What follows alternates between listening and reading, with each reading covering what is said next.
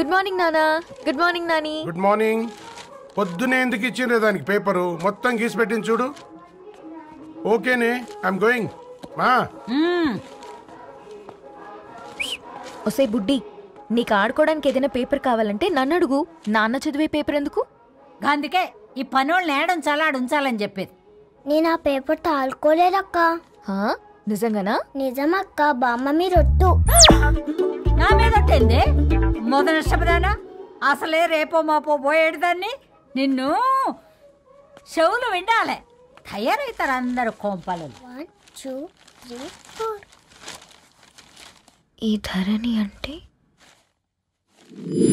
నాకు చాలా ఇష్టం. నా గురించా?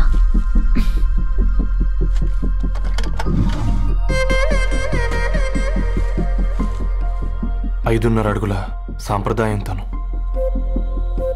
50 కిలోల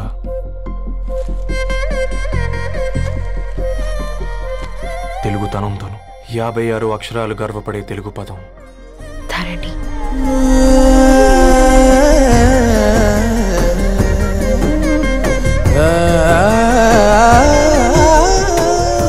మా ఇంటికి 3.5 కిలోమీటర్ల దూరంలో ఓ రెయిన్బో విరిసింది.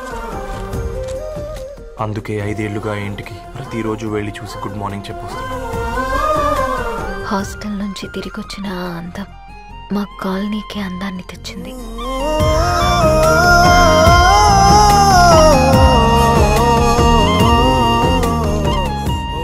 నా గురించి ఎవరికి తెలుసు? ఎవరై ఉంటారు?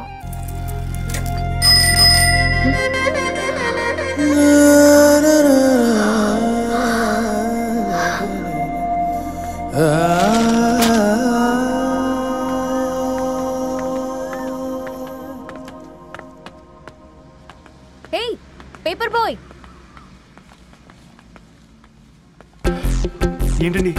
అదే నేను అడుగుతున్నా, ఏంటిది?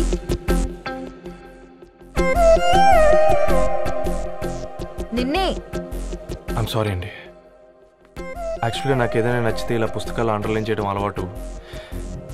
మీరు చాలా బాగున్నారని చెప్పడానికి. ఏంటి? అది నా స్థాయి సరిపోదేమోనని అందుకే ఇలా అండర్లైన్ చేసి ఎక్స్ప్రెస్ చేశాను. ఓ, నువ్వు అండర్లైన్ చేసి ఎక్స్ప్రెస్ చేస్తే అవతల వాళ్ళకి అర్థమైపోతుందా? అయ్యో, అయినా పొద్దున్న లేవగానే ఈ న్యూస్ పేపర్ ముందేసుకుని కూర్చునే అమ్మాయిలా కనపడుతున్నానా? అయ్యో, ఈ విషయం మా నాన్నకి తెలిస్తే? Ma'am, really sorry ma'am. ఇంకోసారి రిపీట్ కాకుండా చూసుకుంటాను. అవును, పాంప్లెట్స్ వేస్తే నీకు మనీ వస్తుందా? అవునండి. సరే, అయితే రేపటి నుంచి పాంప్లెట్స్ వేసుకో. మీకు ఇబ్బందిగా?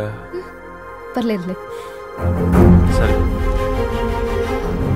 హలో పేపర్ బాయ్, నీ పేరేంటి? రవి అండి. రవి, నీ హాబీ చాలా బాగుంది, కంటిన్యూ చేసుకో.